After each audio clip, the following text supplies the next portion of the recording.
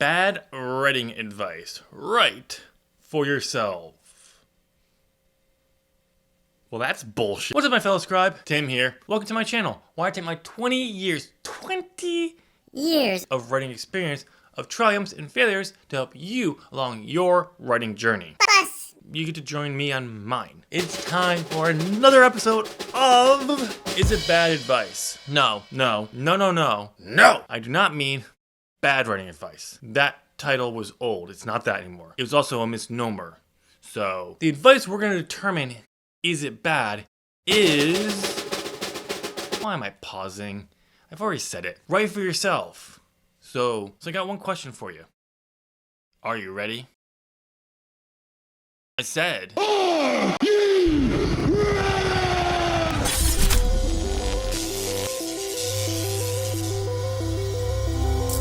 Alright, let's answer the most obvious question right off the bat. In their goddamn minds, thinks this is bad advice. Sadly, it's all over the blogosphere. And it always goes something like this. Some new writers believe they can produce pages of prose on whatever is on their minds. Then they get frustrated when nobody wants to read or publish their work. That's not writing, it's an exercise in vanity. Is he talking about writing a novel? Because it sounds more like non-fiction to me. Also, is he even talking about writing for yourself? Doesn't sound like it. A lot of writers start writing because they want to read what they're not finding out there. It's one of the reasons why I started writing. This makes no sense to me. None. Why? Why is writing for yourself bad? Why? Well, I can't tell you because they never tell you. This advice is always crammed into a single blog post where it's 10, 20, 2,000 pieces of bad writing advice, where it takes up this much of the post and it sounds something similar to the quote from Brian Collins that never actually says why it's bad. The reason for this is all these people care about is their counter advice. Their advice that is somehow superior to whatever they're saying is bad. And in case of write for yourself, the advice, the counter advice is always the same thing. The same thing. The ideal reader. Crafting an ideal reader will help you speak to one person rather than many. So apparently, you or I are not a single person, but we may be many people.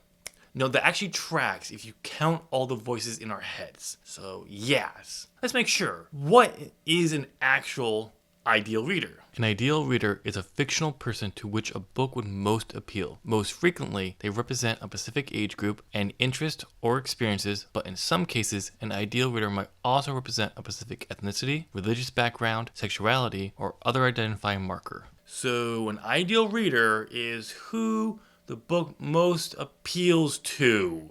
Wow. Yep, you can't be your own ideal reader, apparently. Yeah.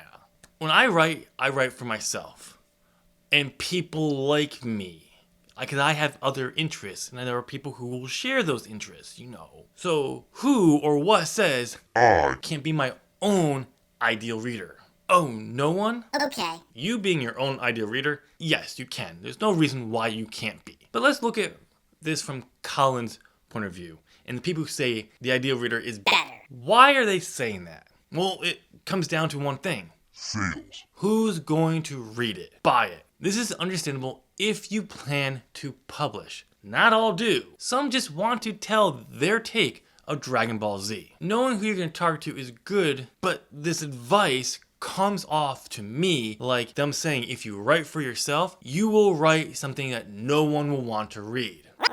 Have you seen how niche you can make your book on Amazon? Come on. There's a reason why nobody takes their best-selling lists seriously. Have you ever seen that stamped on a cover before? And so what if your audience is niche? It's still sales. It's just not hundreds of thousands of dollars. By the way, not all books make. I'm not bashing the ideal reader advice. It's actually pretty good, especially if you write for a target audience that you don't fit. Example, a 30-year-old writing young adult fiction, writing for children. This could come in handy. So, to answer the question, No. writing for yourself is not bad. Doesn't mean it's gonna work for everyone. And if it doesn't work for you, stop saying it's bad just because you don't like it or it doesn't work for you. I don't know about you, but for me, if I'm not writing for myself, I'm not writing it. do you wanna know what the best writing tool ever is?